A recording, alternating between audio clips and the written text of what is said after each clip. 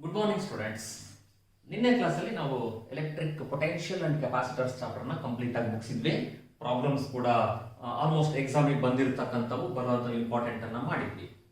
ಈಗ next important ಚಾಪ್ಟರ್ಗೆ ಹೋಗೋಣ ನಾವು. ಕರೆಂಟ್ ಎಲೆಕ್ಟ್ರಿಸಿಟಿ ದೊಡ್ಡ ಚಾಪ್ಟರ್ ಮತ್ತೆ ಎಕ್ಸಾಮಿಗೆ ತುಂಬಾ ಇಂಪಾರ್ಟೆಂಟ್, ವಿಚ್ ಕ್ಯಾರೀಸ್ 13 ಮಾರ್ಕ್ಸ್. ಇದು ಒಂದೇ ಚಾಪ್ಟರ್ ಇಂದ 13 ಮಾರ್ಕ್ಸ್ ಬರುತ್ತೆ ನಮಗೆ. 5 ಮಾರ್ಕ್ಸ್ ಒಂದು ಡಿರೈವೇಶನ್ ಇರುತ್ತೆ, 5 ಮಾರ್ಕ್ಸ್ ಒಂದು ಪ್ರಾಬ್ಲಮ್ ಬರುತ್ತೆ, 3 ಮಾರ್ಕ್ಸ್ ಒಂದಿರುತ್ತೆ ಅಥವಾ 1+2 ಮಾರ್ಕ್ಸ್ ಒಂದಿರುತ್ತೆ. ಓಕೆನಾ? ಹಿಂದಿನ ಯೂನಿಟ್ ಎಲೆಕ್ಟ್ರೋಸ್ಟಾಟಿಕ್ಸ್. ಎಲೆಕ್ಟ್ರೋಸ್ಟಾಟಿಕ್ಸ್ ಅಂತಂದ್ರೆ it is a branch of physics which deals with the study of charges at rest. ನೆನಪಿದೆನಾ? ಇಲ್ಲಿ ಕರೆಂಟ್ ಎಲೆಕ್ಟ್ರಿಸಿಟಿ ಅಂದ್ರೆ it is a branch of physics in which we are going to study about the charges in motion. It is study of charges in motion. Electrostatics ಅಂದ್ರೆ charges at rest. ಈಗ ನಾವು ಈ current electricity ನಲ್ಲಿ important topics ಅನ್ನು ನೋಡ್ತಾ ಹೋಗೋಣ. Let us try to define electric current first. Electric current ಅಂತಂದ್ರೆ ಏನು? ನಿಮ್ಮ ಹೈಸ್ಕೂಲ್ ಅಲ್ಲೇ ಓದ್ಕೊಂಡು ಬಂದಿರ್ತೀರಾ ಆಲ್ರೆಡಿ ನೀವು. That is electric current is the flow of electric charge. It is the rate of flow of electric charge. That is nothing but I. ನಾವು electric current ಅನ್ನ I ಅನ್ನೋ ಸಿಂಬಲ್ ಇಂದ ರೆಪ್ರೆಸೆಂಟ್ ಮಾಡ್ತೀವಿ. Mathematically it is given by Q by T. Q ಅಂದ್ರೆ charge, T ಅಂದ್ರೆ time taken. ನಾನು ನಿಮಗೆ first year ಅಲ್ಲಿ ಹೇಳಿದೀನಿ, ಈ ತರ ಇದ್ರೆ ಏನಂತ ಓದ್ತೀರಾ? Rate of flow of electric charge across any cross section of the given conductor is called electric current. Q ಅಂದ್ರೆ ಏನು? ಮೊದಲನೇ ಚಾಪ್ಟರ್ ನೋಡಿದ್ರಲ್ಲ, ಕ್ವಾಂಟೈಸೇಷನ್ ರೂಲ್ ಪ್ರಕಾರ N into E. Therefore I is equal to N into E by T ಅಂತಾನು ಬರೀಬಹುದು. Small current dq in a small interval of time dt ಇತ್ತು ಅಂದ್ರೆ I can also be written as dq by dt.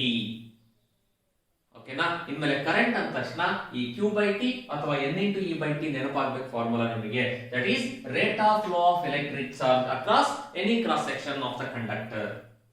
Electric current is a scalar quantity. ನೋಡಿ, electric field vector quantity, electric potential scalar quantity, current is a scalar quantity. The SI unit of current is ampere. ಓದ್ಬಿಟ್ಟಿದ್ದೀರಾ ನೀವು first year PUC ನಲ್ಲಿ already, ಹೌದಾ? Fundamental units ಅಲ್ಲಿ ಇದು ಕೂಡ ಒಂದು. The SI unit of current is ampere. It is represented by capital A. ಹಾಗಾದ್ರೆ 1 ampere ನ ಹೇಗೆ ಡಿಫೈನ್ ಮಾಡ್ತೀರಾ? ಮತ್ತೆ ಫಾರ್ಮುಲಾ ಇಟ್ಕೋಬೇಕಲ್ವಾ? So how can we define 1 ampere? ನೋಡಿ, in the equation I is equal to Q by T.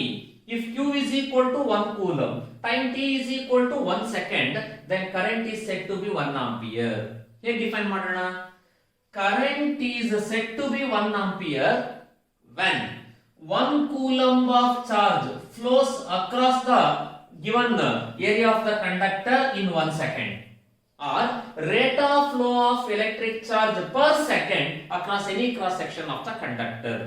ಇದನ್ನ ನಾವು 1 ampere ಅಂತ ಹೇಳ್ತೀವಿ. ಎಕ್ಸಾಮ್ ಗೆ 1 ಮಾರ್ಕಿಗೆ ಕೇಳಬಹುದು 1 ಆಂಪಿಯರ್ ಅಂದ್ರೆ ಏನು ಅಂತ. ಇಂಪಾರ್ಟೆಂಟ್. ನಾವು ಡೈರೆಕ್ಷನ್ ಆಫ್ ಎಲೆಕ್ಟ್ರಿಕ್ ಕರೆಂಟ್ ಹೇಗೆ ತಗೊಂತೀವಿ ಅಂತ ಜಸ್ಟ್ ಒಂದು ಲೈನ್ ಅಲ್ಲಿ ಹೇಳ್ತೀನಿ. ಇಲ್ಲಿ ಫ್ಲೋ ಆಫ್ ಪಾಸಿಟಿವ್ ಚಾರ್ಜ್ ಯಾವ ಕಡೆ ಇದೆನೋ ಅದೇ ಡೈರೆಕ್ಷನ್ ಆಫ್ ದಿ ಕರೆಂಟ್ ಆಗಿರುತ್ತೆ. ಅಂದ್ರೆ ಪಾಸಿಟಿವ್ ಚಾರ್ಜ್ A ಇಂದ B ಹೋಗ್ತಾ ಇದ್ರೆ direction of current is also A to B. That is conventional current ಅಂತ ಹೇಳ್ತೀವಿ. ಎಲೆಕ್ಟ್ರಾನ್ ಅದರ ಆಪೋಸಿಟ್ ಅಲ್ಲಿ ಟ್ರಾವೆಲ್ ಆಗುತ್ತೆ. ಅಂದ್ರೆ ಪಾಸಿಟಿವ್ ಚಾರ್ಜ್ ಈ ಡೈರೆಕ್ಷನ್ ಇಂದ ಈ ಡೈರೆಕ್ಷನ್ ಗೆ ಮೂವ್ ಆಗ್ತಾ ಇದ್ರೆ ಎಲೆಕ್ಟ್ರಾನ್ಸ್ ಅದರ ಆಪೋಸಿಟ್ ಅಲ್ಲಿ ಬರ್ತಾ ಇರುತ್ತೆ. ದಟ್ ಈಸ್ ಎಲೆಕ್ಟ್ರಾನ್ ಕರೆಂಟ್ ಅಂತ ಕರಿತೀವಿ. ಅದನ್ನ ನೆನಪಿಟ್ಕೋಬೇಕು. ಅಥವಾ direction of current is opposite to the direction of electrons transfer. Electron ಯಾವ ಕಡೆ ಟ್ರಾನ್ಸ್ಫರ್ ಆಗ್ತಾ ಇರುತ್ತೋ ಅದರ ಆಪೋಸಿಟ್ ಅಲ್ಲಿ ಎಲೆಕ್ಟ್ರಿಕ್ ಕರೆಂಟ್ ಫ್ಲೋ ಆಗ್ತಾ ಇರುತ್ತೆ. ಅಂದ್ರೆ ನಾವು ಯೂಶಲಿ ತಗೊಳ್ಳೋದು ಪಾಸಿಟಿವ್ ಚಾರ್ಜ್ ಯಾವ ಕಡೆ ಹೋಗ್ತಾ ಇರುತ್ತೋ ಅದೇ ಕರೆಂಟಿನ ಡೈರೆಕ್ಷನ್. ಓಕೆನಾ? ನಾವು electric current in a conductor. So ನಮಗೆ ಕಂಡಕ್ಟರ್, ಆಮೇಲೆ ಇನ್ಸುಲೇಟರ್ ಅಥವಾ ಸೆಮಿ ಕಂಡಕ್ಟರ್ಸ್ ಅಂತ ಎಲ್ಲ basic classification of materials idea ಇದೆ. ಈಗ ನಾವು ಇಲ್ಲಿ ಕಂಡಕ್ಟರ್ ಬಗ್ಗೆ ಮಾತ್ರ ನೋಡೋಣ. ನೋಡಿ, ಸಾಲಿಡ್ಸ್, ಲಿಕ್ವಿಡ್ಸ್, ಗ್ಯಾಸಸ್ ಮೂರಲ್ಲೂ ಕೂಡ ಎಲೆಕ್ಟ್ರಿಸಿಟಿ ಇರುತ್ತೆ ಅಲ್ವಾ? ಗೊತ್ತು ನಿಮಗೆ ಆಲ್ರೆಡಿ. ನಾವು ಇವಾಗ ಕಂಡಕ್ಟರ್ಸ್ ಮಾತ್ರ ತಗೊಳ್ತಾ ಇದ್ವಿ. ಕಂಡಕ್ಟರ್ಸ್ ಅಲ್ಲಿ ವೇಲೆನ್ಸ್ ಎಲೆಕ್ಟ್ರಾನ್ಸ್ ಇರುತ್ತೆ. They are nothing but free electrons ಅಂತ ಕೂಡ ಕರಿತೀವಿ ನಾವು. ಇಲ್ಲಿ ಒಂದು ಸಾಲಿಡ್ ಕಂಡಕ್ಟರ್ ನ ಕನ್ಸಿಡರ್ ಮಾಡಿಕೊಂಡು ನಾವು ಏನಾಗುತ್ತೆ ಕಂಡಕ್ಟರ್ ಅಲ್ಲಿ ಕರೆಂಟ್ ಅಂತ ನೋಡೋಣ. Consider 2 disc. ಒಂದು ಪಾಸಿಟಿವ್ಲಿ ಚಾರ್ಜ್ಡ್ ಇನ್ನೊಂದು negatively charged are attached to two ends of the cylinder. ಎರಡು ಡಿಸ್ಕ್ ಅನ್ನ ತಗೊಂಡು ಒಂದನ್ನ ಪಾಸಿಟಿವ್ಲಿ ಚಾರ್ಜ್ ಮಾಡೋಣ, ಇನ್ನೊಂದು ನೆಗೆಟಿವ್ ಚಾರ್ಜ್ ಮಾಡಿ ಅಟ್ಯಾಚ್ ಮಾಡೋಣ ಒಂದಕ್ಕೊಂದು ಕಾಂಟ್ಯಾಕ್ಟ್ ಇರೋ ತರ. When you apply some electric field, ಒಂದು ಎಲೆಕ್ಟ್ರಿಕ್ ಫೀಲ್ಡ್ ಅನ್ನ ಜಸ್ಟ್ ಅಪ್ಲೈ ಮಾಡಿ ಬಿಟ್ಟರೆ ಏನಾಗತ್ತೆ ಆಗ? ಎಲೆಕ್ಟ್ರಾನ್ಸ್, ಇಲ್ಲಿರ್ತಕ್ಕಂಥ ಎಲೆಕ್ಟ್ರಾನ್ಸ್ ಏನಿದಾವಲ್ಲ, they are moving towards the positive charge which is against the electric field. ನಾವು ಎಲೆಕ್ಟ್ರಿಕ್ ಫೀಲ್ಡ್ ಅನ್ನ ಪಾಸಿಟಿವ್ ಟು ನೆಗೆಟಿವ್ ಡೈರೆಕ್ಷನ್ ಅಲ್ಲಿ ಅಪ್ಲೈ ಮಾಡಿದ್ದರೆ electrons are moving against to the electric field and reaches the disk of positively charged disk and it get neutralized. ಅದರಲ್ಲಿ neutralise ಆಗುತ್ತೆ. So for because of this ಒಂದು small amount of current generation ಆಗುತ್ತೆ. But this current does not remain for long time because electric field ನ apply ಮಾಡಿ ಬಿಟ್ಟಿರ್ತೀಯಲ್ವಾ, ಎಲ್ಲಿವರೆಗೂ electric field ಇರುತ್ತೋ ಅಲ್ಲಿವರೆಗೂ ಮಾತ್ರ ಕರೆಂಟ್ ಇರುತ್ತೆ. To obtain the steady current you have to supply steady electric field. ಆ study electric field ಅನ್ನ supply ಮಾಡಿದ್ರೆ ಅಕ್ರಾಸ್ ಈ ಬ್ಯಾಟ್ರಿನೋ ಅಥವಾ ಸೆಲ್ನೋ ಕನೆಕ್ಟ್ ಮಾಡಿ ನಾವು ಆಗ ಕಂಟಿನ್ಯೂಸ್ ಆಗಿ ಸ್ಟಡಿ ಕರೆಂಟ್ ಬರುತ್ತೆ ನಮಗೆ. ಬಟ್ ನಾವು ನೆನಪಿಟ್ಕೋಬೇಕಾಗಿರೋ ಫಾರ್ಮುಲಾ ಮಾತ್ರ ಎಕ್ಸಾಮಿಗೆ, ಓಕೆನಾ? So if I is the current in the given conductor, it is given by N A E V D. ಇಲ್ಲಿ ಎನ್ ಅಂದ್ರೆ electron density of the conductor, ಎಷ್ಟಿದೆ ಎಲೆಕ್ಟ್ರಾನ್ಸ್ ಅನ್ನೋದ್ರ ಮೇಲೆ depend. This is area of cross section of the given conductor. E is the charge of electron. Vd ಅಂತ ಅಂದ್ರೆ drift velocity of the electron. ಏನದು against electric field move ಆಯ್ತಲ್ವಾ, ಯಾವ velocity ನಲ್ಲಿ move ಆಗುತ್ತೆ ಅನ್ನೋದ್ರ ಮೇಲೆ ಕೂಡ ಡಿಪೆಂಡ್ ಆಗಿರುತ್ತೆ. ಈ ಫಾರ್ಮುಲಾ ತುಂಬಾ ಇಂಪಾರ್ಟೆಂಟ್, ನಾವು ಮುಂದೆ ಓದ್ತೀವಿ, ಓಕೆನಾ? So what is the formula for current in a conductor? I is equal to N A E V D. N ಅಂದ್ರೆ electron density of conductor, A ಅಂದ್ರೆ area of cross section of the conductor, E is the charge of electron, VD is the drift velocity of electron. What is an electric current? Rate of flow of electric charge across any cross section of the conductor. Mathematically it is given by I is equal to Q by T ಅಥವಾ I is equal to N into E by T. What is the SI unit of electric current? Ampere. Okay na? Okay. Okay. ಈಗ electron density ಅಂದ್ರೇನು ಮತ್ತೆ current density ಅಂದ್ರೇನು ಅಂತ ನೋಡೋಣ. Electron density ಅಂತಂದ್ರೆ number of free electrons per unit volume of a conductor. ಒಂದು unit volume ಅಂದ್ರೆ 1 metre cube ಅಲ್ಲಿ ಎಷ್ಟು ಫ್ರೀ ಎಲೆಕ್ಟ್ರಾನ್ಸ್ ಇರುತ್ತೆ, that is nothing but electron density. ಒಂದು ಗುಡ್ ಕಂಡಕ್ಟರ್ ಅಲ್ಲಿ ನಂಬರ್ ಡೆನ್ಸಿಟಿ ನಮಗೆ 10⁻29 ಪರ್ ಮೀಟರ್ ಕ್ಯೂಬ್ ಇರುತ್ತೆ, ಅಷ್ಟು ಫ್ರೀ ಎಲೆಕ್ಟ್ರಾನ್ಸ್ ಇರುತ್ತೆ, ಓಕೆನಾ? The number of free electrons contained in the unit volume of the conductor is called electron density. In a good conductor, N is equal to 10⁻29 per meter cube. Now, ಅದೇ ತರ ಈಗ current density ಅಂದ್ರೆ ಏನು ನೋಡಿ. Actually ಇದು one marking important. Current density ಅಂದ್ರೆ ಏನು ಅಂತ ಕೇಳ್ತಾರೆ. ಕರೆಂಟ್ ಡೆನ್ಸಿಟಿ ಅಂತಂದ್ರೆ ratio of current in a conductor to the area of cross section of the conductor, I by A. ಇದನ್ನೇ ನಾವು ಕರೆಂಟ್ ಡೆನ್ಸಿಟಿ ಮೇಲೆ ನೆನಪಿಟ್ಕೋಬೇಕು. ಕರೆಂಟ್ ಅಂದ್ರೆ Q by T, current density ಅಂದ್ರೆ I by A. That is ratio of current in a conductor to the area of cross section of the conductor. J is equal to I by A. This is the main formula current density ಗೆ. I ಅಂದ್ರೆ ಏನು? Current in a conductor. ಆಗಲೇ ಬರ್ದಿದ್ವಲ್ಲ expression N A E V D. This A and A get cancelled. J is equal to ಏನು ಉಳಿತು? N into E into V D. ಹೀಗೂ ಬರೀಬಹುದು. ಇದನ್ನೇ vector form ಅಲ್ಲಿ ಬರೀರಿ ಅಂತಂದ್ರೆ J is equal to J is a vector quantity. Current density is a vector quantity. Current is a scalar quantity, but current density is a vector quantity. So vector J is equal to I by A into A cap. What is A cap? Unit vector. ಗೊತ್ತು ನಿಮಗೆ, LHS ಅಲ್ಲಿ vector ಇದ್ದು RHS ಅಲ್ಲಿ ಇಲ್ಲ ಅಂದ್ರೆ unit vector ನ ಬರೀತೀವಿ A cap. ಇದರ ಡೈಮೆನ್ಷನ್ ಬರೆಯೋದಾದ್ರೆ ಕರೆಂಟ್ ಡೆನ್ಸಿಟಿಗೆ the dimension for current density is ನೋಡಿ I ಅಂದ್ರೆ ಏನು? ಕರೆಂಟ್ ಗೆ ಆಂಪಿಯರ್, ಏರಿಯಾ ಅಂದ್ರೆ ಏನು? L ಸ್ಕ್ವೇರ್, ಮೇಲ್ಗಡೆ ಬಂದ್ರೆ L minus 2, A L to the power minus 2 is the dimension of that current density. ಹಾಗಾದ್ರೆ ಕರೆಂಟ್ ಡೆನ್ಸಿಟಿಗೆ SI ಯೂನಿಟ್ ಏನು ನೀವೇ ಬರೀಬಹುದಲ್ಲ. ಎಸ್, ಮೇಲ್ಗಡೆ ಏನಿದೆ? ಕರೆಂಟ್ ಗೆ ಆಂಪಿಯರ್, ಏರಿಯಾಗೆ ಏನು? Metre square, ampere per metre square. What is the SI unit of current density? Ampere per meter square. ಓಕೆನಾ? Okay. ಈಗ ಇಂಪಾರ್ಟೆಂಟ್ ಕ್ವಶನ್ ಬರೋಣ ಈ ಚಾಪ್ಟರ್ ಅಲ್ಲಿ ನಮಗೆ ಓಮ್ಸ್ ಲಾ. ಆಲ್ರೆಡಿ ಹೈಸ್ಕೂಲ್ ಅಲ್ಲಿ ಓದಿರ್ತೀರಾ, ಈಗ ಡೀಟೇಲ್ ಆಗಿ ಓದ್ತೀವಿ ನಾವು ಓಮ್ಸ್ ಲಾನ. 2 ಮಾರ್ಕ್ಸ್ಗೆ state and explain Ohm's law ಅಂತ ಕೇಳ್ತಾರೆ ಎಕ್ಸಾಮ್ಗೆ. ಓಮ್ಸ್ ಲಾ ಇದೆಯಲ್ಲ ನಮಗೆ, it gives the relation between current and potential difference. ಒಂದು ಕಂಡಕ್ಟರ್ ಅಲ್ಲಿ ಕರೆಂಟ್ ಮತ್ತೆ ಪೊಟೆನ್ಷಿಯಲ್ ಡಿಫರೆನ್ಸ್ ಗೆ ಇರುವಂತ ರಿಲೇಷನ್ ಅನ್ನ ಈ ಓಮ್ಸ್ ಲಾ ಕೊಡುತ್ತೆ. ಒಂದು ಕಂಡಕ್ಟರ್ ಅಲ್ಲಿ ಫಾರ್ ಎಕ್ಸಾಂಪಲ್ ನಮಗೆ potential difference across the ends of the conductor ಜಾಸ್ತಿ ಆಗ್ತಾ ಹೋದ್ರೆ ಕರೆಸ್ಪಾಂಡಿಂಗ್ ಕರೆಂಟ್ ಕೂಡ ಜಾಸ್ತಿ ಆಗ್ತಾ ಹೋಗುತ್ತೆ. ಅಂದ್ರೆ ಹೌ ದೇ ಆರ್ ರಿಲೇಟೆಡ್, ಇವಾಗ ಡೈರೆಕ್ಟ್ಲಿ ಪ್ರಪೋರ್ಷನಲ್. ಬಟ್ ಇದಕ್ಕೆ ಒಂದು ಕಂಡೀಷನ್ ಇದೆ ಅಲ್ಲಿ ಅಪ್ಲೈ. ಏನು, ಇದನ್ನ ಸ್ಟಡಿ ಮಾಡ್ಬೇಕಾದ್ರೆ ನಾವು ಟೆಂಪರೇಚರ್ ಮತ್ತೆ ಅದರ್ ಫಿಸಿಕಲ್ ಕಂಡೀಷನ್ಸ್ ಅನ್ನ ಕಾನ್ಸ್ಟಾಂಟ್ ಇಟ್ಟಿರಬೇಕು. ನೋಡಿ ಇದೆಲ್ಲ ಸೇರಿ ಈಗ ಓಮ್ಸ್ ಲಾನ ಸ್ಟೇಟ್ಮೆಂಟ್ ಹೇಳೋಣ. So this law States that current flowing through a conductor is directly proportional to potential difference between ends of the conductor provided temperature and other physical conditions of the conductor remaining constant. That is, I is proportional to V. If you remove this proportionality symbol, one constant of conductor add ಮಾಡ್ತೀನಿ, that is reciprocal of R, 1 by R into potential difference V. R ಅನ್ನು ಈ ಕಡೆ cross multiply ಮಾಡಿ, you will get V is equal to I into R. This is the mathematical form of Ohm's law. V is equal to IR. V ಅಂದ್ರೆ potential difference, I ಅಂದ್ರೆ current, R ಅಂತಂದ್ರೆ resistance of the conductor ಅಂತ ಹೇಳ್ತೀವಿ. ನೋಡಿ normally ನಮ್ಮ ಆಡು ಭಾಷೆನಲ್ಲಿ resistance ಅಂದ್ರೆ ಆಪೋಸಿಷನ್, ಅಪೋಸ್ ಮಾಡ್ತಕ್ಕಂತ ಗುಣಕ್ಕೆ ನಾವು ರೆಸಿಸ್ಟೆನ್ಸ್ ಅಂತ ಹೇಳ್ತೀವಿ. ಓಕೆನಾ? So where R is the resistance of the conductor. ಹಾಗಾದ್ರೆ ರೆಸಿಸ್ಟೆನ್ಸ್ ಅಂದ್ರೆ ಏನು ಡಿಫೈನ್ ಮಾಡೋದಾದ್ರೆ ಅಕಾರ್ಡಿಂಗ್ ಟು ಓಮ್ಸ್ ಲಾ ಪ್ರಕಾರ ನೋಡಿ, you can write V is equal to IR ಆದ್ರೆ R is equal to V by IR. ಅಂದ್ರೆ it is defined as the ratio of potential difference between the conductor to the current flowing through the conductor. ಒಂದು ends of the conductor ಇರೋ potential difference ಅನ್ನ ನಾವು divided by current flowing through the conductor ಮಾಡ್ತೀವಲ್ಲ, that will gives us the resistance of a conductor. Ratio of potential difference between the ends of the conductor to the current flowing through the conductor. Dimensional formula potential ಗೆ ಗೊತ್ತು ನಿಮಗೆ, L square m t minus 3 a minus 1 divided by current ಗೆನು a plus 1 ಮೇಲ್ಗಡೆ ಹೋದ್ರೆ minus 1, so you will get L square m t minus 3 a minus 2. ಇದು ಇನ್ನು ಮುಂದೆ ನೀವೇ ಬರೆಯೋದನ್ನ ಅಭ್ಯಾಸ ಮಾಡ್ಕೋಬೇಕು. ನಾನು ಹೇಳ್ಕೊಟ್ಟಿದ್ದೀನಿ ಫಾರ್ಮುಲಾ ಇಟ್ಕೊಂಡು ಹೇಗೆ ಬರೀಬೇಕು ಬೇಸಿಕ್ ಡೆಫಿನೇಷನ್ ಇಂದ ಅಂತ. The SI unit of resistance is ohm. ನೋಡಿ ಈ ಸಿಂಬಲ್ ಇನ್ಮೇಲೆ ನೆನ್ಪಿಡ್ಕೊಳ್ಳಿ, ಈ ಓಮ್ ಅನ್ನೋದನ್ನ ನಾವು ಈ ಸಿಂಬಲ್ ಇಂದ ಬರಿತೀವಿ. ಇನ್ಮೇಲೆ ಎಲ್ಲೇ ರೆಸಿಸ್ಟೆನ್ಸ್ ಅಂತ ಬರೆದ್ರೆ ಈ ಸಿಂಬಲ್ ಬರಿತೀವಿ ಹೊರತು OHM ಓಮ್ ಅಂತ ಬರೆಯಲ್ಲ. 10 ಓಮ್ 10 ಬರೋದು ಈ ಸಿಂಬಲ್ ಬರಿಬೇಕು, 20 ಓಮ್ 20 ಬರೋದು ಈ ಸಿಂಬಲ್ ನ ಬರಿಬೇಕು. ಲೈಕ್ ದಿಸ್ 10 ಓಮ್ ಅಂದ್ರೆ ಈ ತರನೇ ಬರಿಬೇಕು. ಓಕೆನಾ? This is the symbol of ohm.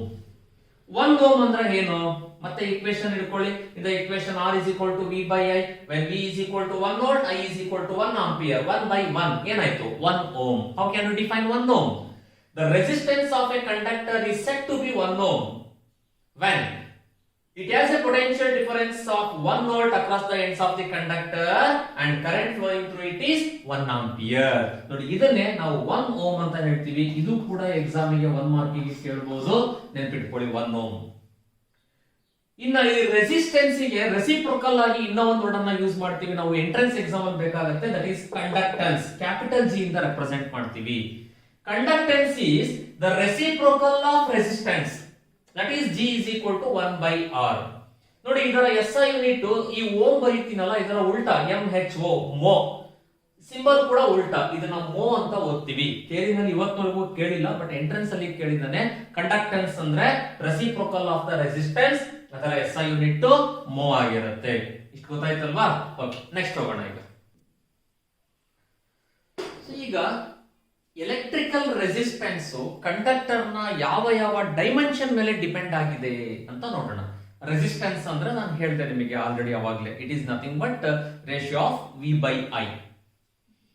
ಈ dependence of electrical resistance on the dimension of conductor ಅಲ್ಲಿ, if L is the length of the conductor, A is the area of the conductor ಇದ್ರೆ, then the resistance is directly proportional to length of the conductor and inversely proportional to area of the conductor.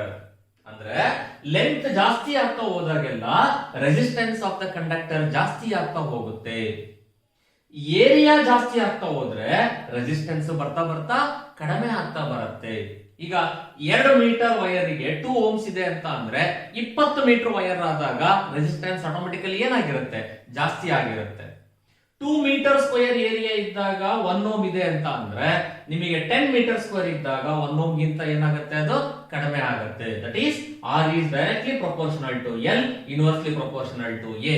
If you remove this proportionality symbol, ಒಂದು constant of resistance add ಮಾಡ್ತೀವಿ, that is rho. ಅಂದ್ರೆ resistivity ಅಂತ ಕರಿತೀವಿ ಅಥವಾ specific resistance ಅಂತ ಹೇಳ್ತೀವಿ. Where rho is called resistivity of the conductor or specific resistance. How can you define specific resistance ಹಾಗಾದ್ರೆ ನೋಡಿ, ಈ ಫಾರ್ಮುಲಾನ ನೀನು ಆಲ್ಟರ್ ಮಾಡಿ ಬರೆದ್ರೆ ರೋ ಈ ಎ ಈ ಕಡೆ ಕ್ರಾಸ್ ಮಲ್ಟಿಪ್ಲೈ ಮಾಡಿ rho is equal to R into A divided by L. ಈ ಇಕ್ವೇಶನ್ ಅಲ್ಲಿ if L is equal to 1 metre, A is equal to 1 metre square ಆದ್ರೆ ಮೀಟರ್ 1 ಗೆಟ್ ಕ್ಯಾನ್ಸಲ್ಡ್, ಇನ್ನೇನು ಉಳಿತು R. So how can you define specific resistance? It is the resistance of the conductor. Resistivity is the resistance of the conductor having length 1 meter, area of cross section 1 meter square. Easy there but define ಮಾಡ್ತಾರೆ. Specific ಆಗಿ ಹೇಳ್ತೀವಿ ಇಲ್ಲಿ area 1 metre square ಇರಬೇಕು, length 1 metre ಇರಬೇಕು ಅಂತ specific ಆಗಿ ಹೇಳ್ತಾ ಇದೀವಿ. That's why it is called specific resistance.